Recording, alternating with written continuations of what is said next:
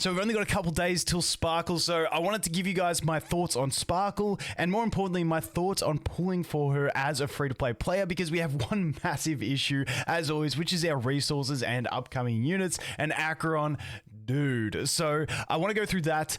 We do have all the extra information out now from Hoyo to do with especially traces. I always love it when they release the traces, but also the Lycone as well for consideration, but that's not going to be so much for free-to-play players.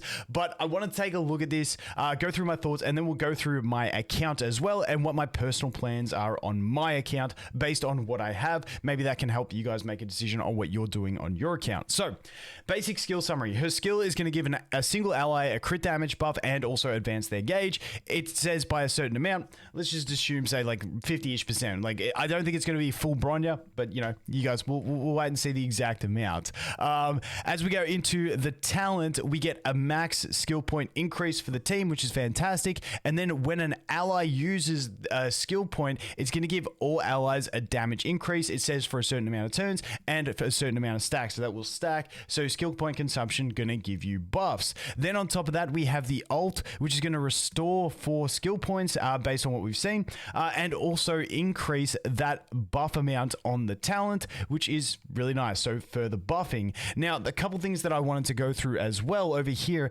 in her traces. The basic attacks can restore extra energy. The crit damage boost effect provided by the skill will extend until the start of the next turn. To me, that makes it sound like it's a one-turn buff, but extending it into the start of the next turn for that character allows, if they have an ultimate after their turn or they have follow-ups, they can still gain that buff. So I think this is actually like a really solid little trace that is going to help a few characters in particular. So that's not too bad. And then we've got increases all allies attack additionally increases the attack of quantum type allies based on the amount of quantum type characters in the team. So mono quantum is going to be a thing. Quantum is going to get further buffed.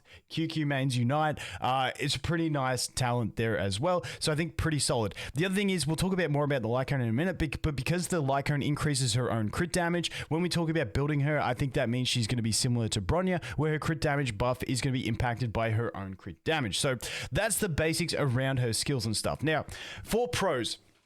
And these pros and cons lists are normally just for like considerations when you're thinking about, do I pull this character over other characters and stuff like that. Skill point advantage. Now, I think for Sparkle, anytime you have a character that does something like this, when we looked at, for instance, something like Kafka and then Topaz, I've always said that, you know, those characters are going to just be better once you get more things to do with them. So the thing with the skill point advantage, you're manipulating a core function of the game, which means that if you get future units, we already have QQ who uses, and when I put my happy units there, these are units that use excessive skill points. Any unit that uses a skill every turn can also benefit from Sparkle, but these are the guys that use more than one skill point each turn, or have the ability to use more than one skill point each turn.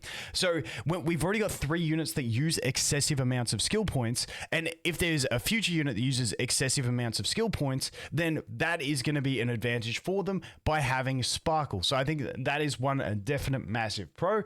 The other pro is obviously turn advantage. Her skill is going to provide turn gauge. Anything with turn gauge is pretty much fantastic. You know, Bronya, always been fantastic. We got Dance Lycone. Fantastic. Like, you can manipulate turn gauge. It's a super advantage. We've got the Von Wick on the planner ornaments, giving you turn gauge at the start of battle. Turn gauge is a very positive thing, so having that is always a massive pro. Then her damage amplification. Now, she has so much damage amplification that I really like. We've got the crit damage boost, we've got damage boost, and we've got attack boost now through her trace. So like, we do get a broad range of buffing capabilities from her, which I think is absolutely fantastic, covering 3 core damage boosting types, and I do really like that. The other one I've got here on pros is that she's easy to build. I think she's just going to be Bronya build. stack her with some speed, put some energy regen on her, and get a and get as much crit damage. So you're going to prioritize speed crit damage, put energy regeneration on. That's pretty much what I can see happening with her, and that's all you got to look. And then for your other pieces, you just put some tanky stats on your orb or something like that to help her survive, and you're good to go. I don't think she's going to be overcomplicated on building, and I think that's going to, and then any standard supporter sets are going to be perfectly fine. We'll have to see when she comes out if there's anything else, finicky about her, but, speed, crit damage, make her survive, happy days. Cons. Now, in my cons list, these two kind of merge together into one. And the first thing is that we already have a very large supporter roster, and the 4-star supporting units are good. And I'm including nihilities like Pella and Silverwolf into this. So when we look at like free-to-play type supportive options, we got Pella, Asta, Ting Yun, Yukong, we got Hanya. I don't know if I missed anyone else, but most people who started around global are probably like, I don't have Bronya yet, but I'm close to getting my Bronya. We got Bronya as well. Then if you've pulled for any of the other supporters, there's just a very large supporter roster. So if you're already swimming in supporters that are good, but you're lacking DPS, then that is going to be a con to the idea of pulling for Sparkle, because we do have Acheron coming. And now we can't talk too much about Acheron, but the big thing that I want to mention is we will have the dev live stream with Acheron skills before the Sparkle banner leaves, provided they follow their standard routine of what they do. This means you can just wait on Sparkle if you want to find more information about Acheron, and then make your decision once we have some more info on Acheron, whether you want to summon for Sparkle. Always waiting to see how cracked she is from content creators when we make content, stuff like that. I always think waiting is a viable strategy on summons to make sure you're happy with your decision. Moving on from that, my happy units, I did already mention this, but these are just units, like I said, that use excess skill points. Any unit that wants to skill every turn is gonna get good value out of Sparkle. On top of that, you look at maybe using extra supports like Bronya to use skills. I don't know how viable the Bronya and Sparkle is. I'll have to wait and test it, but in general, if you're gonna have a high skill point usage team, they're gonna benefit. But these guys are just the guys that use excessive amounts of skill points on their own. Now you do have units like Blade or something like that who is not going to get the benefit out of Sparkle. He doesn't use the skill points, so he doesn't need it. You're normally swimming in them. So there will be units that don't optimally run with Sparkle, but in general, I think it's going to be a fantastic unit for a lot of characters. Now, in my food for thought section, I got the Mono Quantum. Now, we do know that her talent now buffs Quantum further. Mono Quantum's a thing. I have Silverwolf, I have Fu Xuan, I have QQ. You've also got Zilla in there. We got a bunch of good units for Quantum, so it does extend on that. If you're someone who's already got all those puzzle pieces together, she's going to be fantastic for that as well.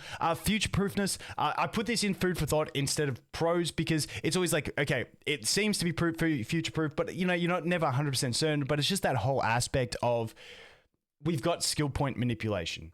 And skill point manipulation is going to be valuable on future characters who need excessive amounts of skill points, or teams that are draining a ton of skill points. So I think that's always something to consider, is that skill point generation that she has and that future proofness of it. Now, we do normally get a little bit of power creep. We had Hanya who kind of manipulated skill points, but then obviously that was the 4-star. Now we have the 5-star manipulator, and I'm assuming they're not going to power creep Sparkle in skill point manipulation anytime soon. So there is a bit of future proofness there. The next one is the banner is pretty solid. You got QQ on the banner who synergizes really well with her, being that quantum unit, one of the best 4-star, in my opinion, the best 4-star damage dealer in the game. So QQ is a fantastic one to pick up from there. We also have the Hanya on there, who a lot of people may not have Hanya built. My account, I don't even have a single copy of Hanya yet. So the banner is actually not too bad to be pulling on for the pieces that you're trying to build together, and just for an all-round free-to-play side. We do have Sampo as well, which is kind of meh, but yeah, you can never win 3-3. Moving on from that, the light cone. I just wanted to have a quick chat about the light cone. Let's bounce over and look at it. Now, we have crit damage for her. I'm assuming that's because she's going to be like Bronya and give a portion of her crit damage to allies. But besides that, essentially what it is, it's a team-wide 10% crit rate buff and 28% crit damage buff. And essentially the way this works, I see that being up 100% uptime unless I'm completely missing something on this. And then whatever further crit damage buff she gives to her ally based on her own crit damage. And that's what you get from it. I don't think you need this. I don't think you need the light cone, especially as free to play. I would not be recommending to pull for this one. I think we have a bunch of other options. Harmony is just pretty solid. We've got Dance, Dance, Dance. We've got the other one, I can't remember, where it increases your allies of the same element. And because for me personally, I'm going to be using her with QQ, I can use that as well and we'll be pretty safe. So that is the basic roundup. So now I want to bounce over and take a look at my account and talk about it. Because like I said, the biggest reason you would not be pulling for Sparkle is because you need damage dealers. And I fall into that category. However, I desperately want Sparkle to be able to pair with my QQ. So I'm going to go through my strategy here. Now, the first thing you need to think about is, first of all, how many summons do you have? So I'm in a fortunate situation where I have saved up a ton of summons. So I think I've got about like 160, 170 summons based on that saved up. So, but if we go here and we go to view details and we go to my records here, if we go boom, boom, let's see, where is it exactly? I think I'm like 20 pulls in. Yeah, wait, too far. Yeah, so I'm like 23 pulls in after I got my run May. So I'm in an awkward situation. So if we bounce back over there, my personal plan is to go to that pity. And if I lose the 50-50, then I give up. If I get an early 50-50, I'll do some more summons. But the reason I'll give up, as someone who, a lot of you guys know who've been watching my content, know that I just love playing QQ. I think the playstyle is so fun, and I really want Sparkle for QQ. I'm also aware that my account is severely lacking updated damage dealing units. If you look at my account here, I have QQ damage dealer. I have Blade. I've never used Yang like his traces aren't even done. Like I used him in the first 2 weeks. That was it. So I've got QQ, Blade, Clara, and I just built Ratio for the most recent MOC 12 to be able to 3-star it. My Ratios builder is absolute trash. He is a bad unit for me. I need to build him better. I just don't have the proper sets and stuff to build him with yet. And I just rushed it so I could clear it. So I only have really 4 DPS that I'm using. And none of them are really up to date except for Ratio, who is poorly built. So I need damage dealers. When we look at on a supportive aspect, like I mentioned earlier on, we got the free-to-play options. I got Ting Yun, I got Pella, I got Asta built. I also have Silverwolf. I also have Ron May. I'm also about to get Bronya. So I am honestly swimming in supports. I have my sustain sorted. I've got Fu Xuan and I got Locha.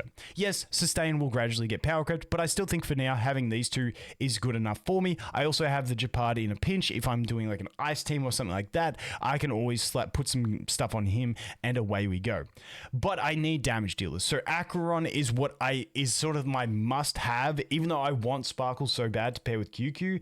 Acheron is the must-have for me because I know she's going to be damage dealing. Now, we don't officially know much about her kit, but if you've seen her design, she looks savage, and I feel like the last time we had a character that was that hyped on design was Jing Liu, and she was OP. I'm basing purely on the design of the character that they're going to make Acheron OP because I think she's going to be a super hype character to drive tons of sales for them. And if she's super hype and looks cool and she's OP, well, that's going to be even better. So I think Acheron is the must pull for me. So I definitely want to save enough pulls to get Acheron. I still really want Sparkle. I will go to Pity. If I lose the 50-50, I'm just going to have to pull the pin and give up and wait for Acheron, unfortunately. Now, when I look at my account as well, something I tweeted out a while ago, this is another thing. My Lycone roster, luckily I recently pulled this one, so I can put that on Sparkle if I get her. Besides that, you can see, I've been playing since I think day 3 I started this account, day 3 global launch. Like, this is my Harmony Lycone roster. You know, things are tight. You just got to make do with what you have at the end of the day. So that's what I'm looking at. I'm probably going to slap that on her if I get her, and I'll be pretty safe, pretty happy with that, and I'm good to go. But yeah, I think just recently this account of mine has had the hard end. I think I did like about 150 to 160 summons to get my Fu Xuan, and then after that I did a similar amount of summons to get my Ran Mei. So I've gone to like hard pity, lost 50-50s, twice, not hard pity, but soft pity or twice on these guys. Lost 50-50s and then had to go back. I do have an E2 Yang Ching to show for it, I guess, if you want to call that a positive. But hey, but yeah, so that's where I'm at. I've been shafted recently. If you look at this account, dude, my account at the start of the game, once Blade Banner was here, this is what my account had. Also, I have a Zealer on this account, but I don't use it because QQ's just better. So I had Zealer, I had Silverwolf, I then had Locha, who I accidentally pulled while trying to get QQ dupes, and then I pulled Blade in 20 pulls because I had Locha. I was like, may as well get Blade. My account at the start of the game for free to play was beyond stacked, but like I said, then we kind of got shafted because we went all the way for Fu Xuan, and we went all the way for Ron Mei. So unfortunately, you know, we had a little bad run. I'm hoping we can have the good stint here and that we can get Sparkle and win the 50-50, and then I can get Acheron as well. And then, dude, I got to say for Sam when Sam comes, because the big mech is sick. But that's my thoughts around Sparkle. Like I said, let me know what you guys are doing. My plan is to go to 50-50. If I lose, I lose. I'm saving for Acheron. I think Sparkle is all around an amazing unit, a great unit to have on anyone's roster. But yeah, I need damage too much at the moment. But as always, guys, thanks for watching. Hope you have an awesome day. Look forward to seeing the next one. Cheers.